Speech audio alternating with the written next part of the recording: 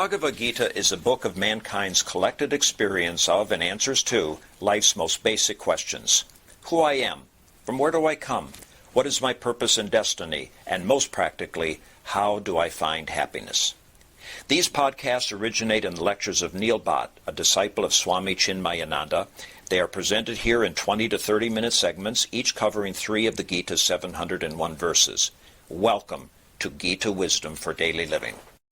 We had been discussing chapter 5, Karma Sannyasa, Yoga of Renunciation of Actions. So far, we have learnt in Bhagavad Gita that this self, which I consider myself, is not the real self. We learnt in chapter 2, Sankhya Yoga. So the entire quest in our life is to reconcile this paradox we have. We consider ourselves to be a limited being, but Bhagavad Gita says you are not the limited being. So how do I remove this paradox? How do I change this paradigm with which I'm functioning right now as an individual limited being and identify with that unlimited supreme being? That's basically the goal of rest of the teachings of Bhagavad Gita. So in chapter 3, Bhagavan said you can start with Karma Yoga, Yoga of action. Act you must, but act in a way that it does not bind you, so that you can free yourself from this conditioning that you have considered to be you. Act in this world without an expectation for the fruits, because you are not in control of the fruits. Right now I consider myself to be completely separate from this world and I'm competing with this world. Bhagavan said, unless you give up this identity of your own, you will not be able to realize your true identity. So Upanishads tell us that the world which I see is finite, that Supreme is unlimited, infinite, almighty, all-knowing. But for me to perceive that is very, very difficult. So therefore, we chant this Om Purnamadaha Purnamidam Purnat Purnamudachyate Purnasya Purnamadaya Purnameva Vashishyate. It says that from that infinite came this infinite, which I see as infinite Jagat. This Prakriti which I see is also complete and infinite. That from which it came, the Supreme Brahman, is also infinite. That is infinite. This is also infinite. The world I'm identifying with is also infinite, even though it seems finite. Even though I see myself as a finite being, in the world of the being which I see is finite, it's not finite, it's infinite. And if you take this infinite out of that infinite, what remains is still infinite. In other words, there is no separation between the world which I perceive and the real self. There is no separation between my limited self and that supreme self, but the ignorance is creating this dual vision and I need to remove that. So the first step is, when you act in this world, see this unity and don't expect any results from your actions, which will relieve you from anxiety of the fruits of actions. And then chapter 4 said there is not really two separate entities, I and the world. Both came from the same singular entity, and therefore act for the betterment of the entire Jagat. The Jagat that you consider your own world maybe your own family, maybe your own community, maybe your own nation. Work for that without expectations that your actions will bear particular results. That will free you from this anxiety. And now in this chapter, we are learning how to renounce this sense of agency, that I am the doer. So Bhagavan started this chapter saying, you can reach that same goal by renouncing actions and also by performing actions. By renouncing actions in the knowledge that I am not the doer will take you to that place where you can identify with your Supreme Self. But performing actions in this world without any expectations will also lead you to that state by purifying your internal instrument, which is right now is conditioned by this limitedness that you have taken upon yourself as your own. Bhagavan said, both are one and the same. Yat sankhe prapyate sthanam tad yogi api gamyate. That place which is reached by contemplation on that very fact that we learned in chapter 2, that I am not this mortal being, I am that immortal being. If I contemplate on that statement and come to the conclusion that that's the truth, that I've changed my identification from this limited self to the higher self. So that's the path of a Sankhya. Contemplating on that great statement that Tattvamasi, you are that. But if that's not in my capability right now, Bhagavan said, Tat yoge api gamyate. By performing this karma yoga, you can also achieve that same state, the same result. And therefore, you should start with karma yoga. Because contemplation without preparing your mind for the contemplation is pretty painful. In other words, it will not bear any good result, and then you will be frustrated, and then you will say, I don't think this has any value. So rather than engaging yourself in something you're not capable of, engage yourself in purifying your mind and intellect. The yogi who has achieved the state of purification, he knows that naiva kinchit karomi iti yuktaha manyate tattvavit. One who knows the essence of the self, that which feels like my limited self is nothing but the Supreme Self. It is my own ignorance that I'm identifying with the limitations, and therefore I feel limited. One who has recognized that truth by establishing himself in yoga or by contemplation, he knows that naiva kinchit karomi. I am not doing anything. Everything is performed by indriyani indriyarthesu vartantah iti dharayan. He clearly sees that activity which I perceive, sometimes it is performed by me, is nothing but senses are reacting or associating with sense objects. And we can clearly see through our normal observations that my sense of taste will indulge me into eating more sweets that will show up on my body. So this sense object and senses reacting with each other. Or I may consider myself to be a very wise person and have control over my intellect and control over my mind, but just the substance from this world called alcohol. If I indulge in it, all my wisdom and my sanity will go away, and I will act like an average idiot. So we know that the sense objects have clear effect on my behavior, a clear effect on how I think. And therefore I have to come to the conclusion that indriyani indriyarthesu vartantaha. The senses are indulging in activity with the sense objects. So all the activities, all that which is good and all that is bad is nothing but purely the interaction between the senses and sense objects. And we have seen Sabda, Sparsa, Rupa, Rasa, Gandha, the 5 sense objects, and Kshotra, Tvaka, Chaksuhu, Rasana, Grana, the 5 senses we have. You remove one, then the world of that sense will go away. If you remove all 5, the world of objects which I perceive will go away. So therefore Bhagavan says, Brahmani adhaya karmani sangam tvakta karoti yaha.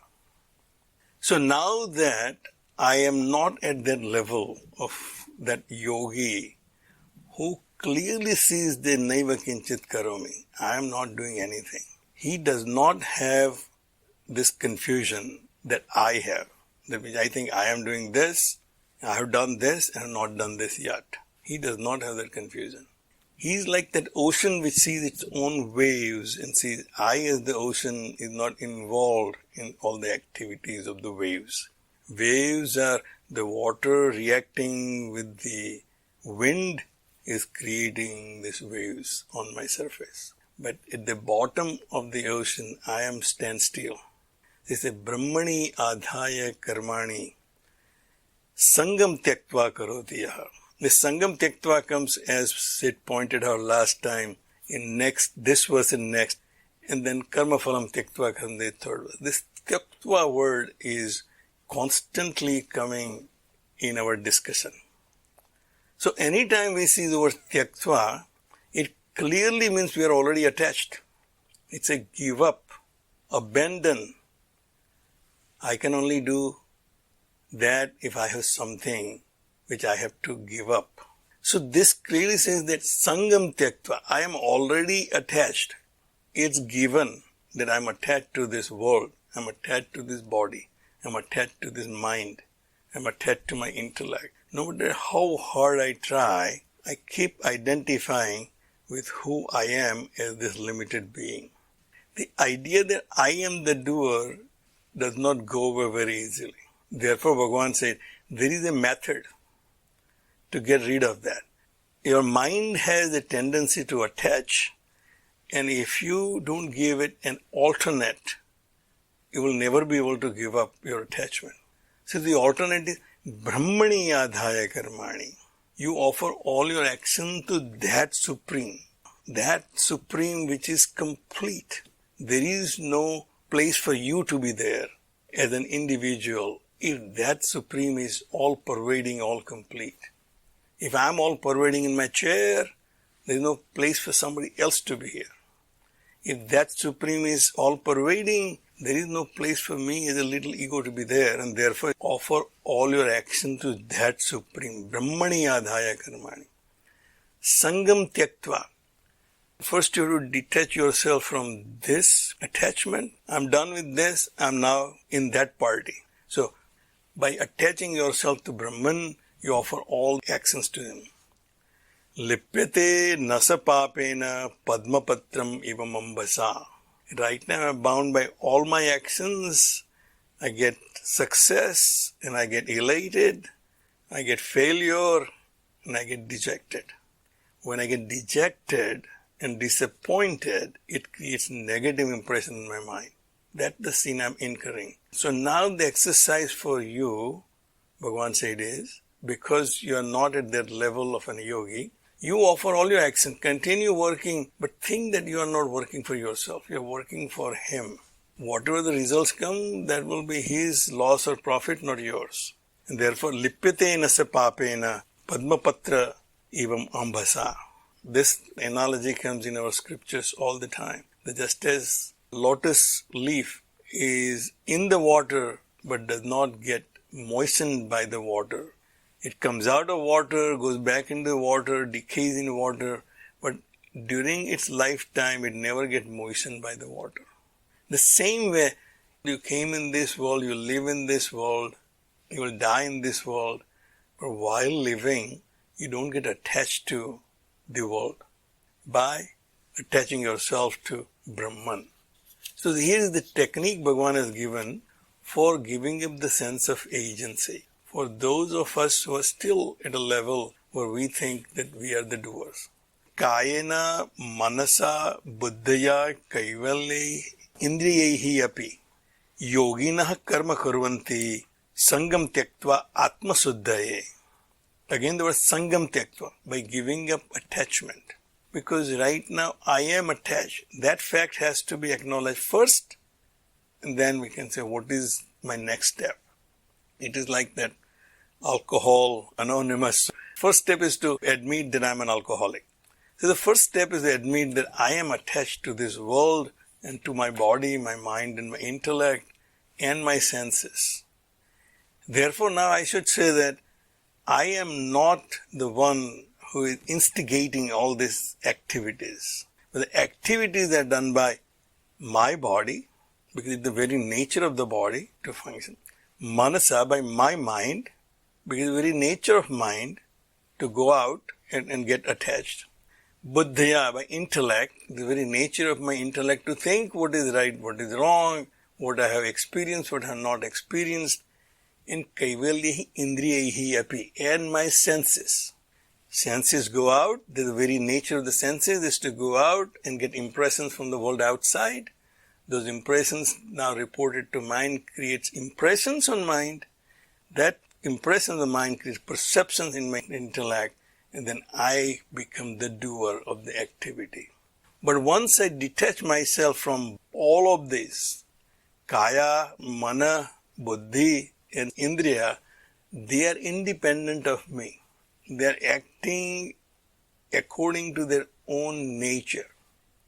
But I, the consciousness, the self, is not involved in it.